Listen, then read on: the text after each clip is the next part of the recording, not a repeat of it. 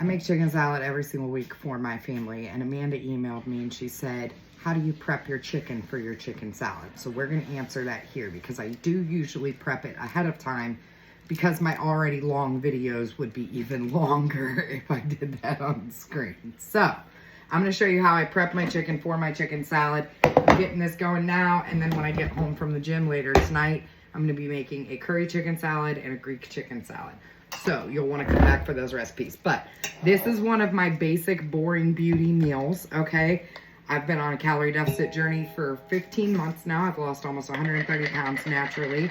I strength train at the gym, and chicken salad is one of the tools in my toolbox that I make every single week, usually always a different flavor, and it helps keep me and my husband on track with our goals. So, ooh, Linda, I'm gonna need you to calm down, girl.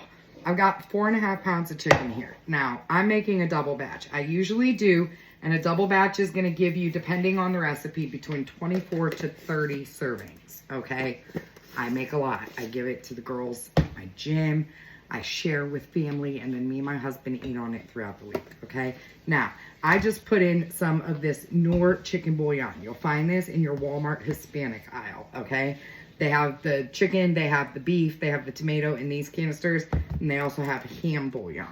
But I add that, and then this time I'm switching it up a little bit. Normally I just add a little bit of salt, but for the flavors I'm going for, I need a little bit more depth in it. So I added about a tablespoon of Senior Citizen Bay, and then we're gonna add 1 cup of water right over, okay? Now here I've got my instantaneous pot. If you do not have an instantaneous pot, no worries. I'm gonna tell you how to cook it stovetop and crock pot as well. On the crock pot, you would do low for 8 hours or high for 6, okay? And you're just gonna shred it on up when it's done.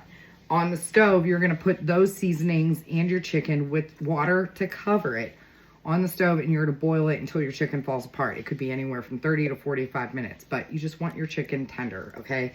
So in the Instant Pot, I'm gonna turn it on to the poultry setting. I have mine set at 24 minutes, okay? And then it'll naturally come up to pressure in the instantaneous pot, and then when it's done, we can relieve the pressure manually, and it doesn't have to like just sit here, okay? We'll just pop the little button, let the pressure out, and then we'll shred our chicken.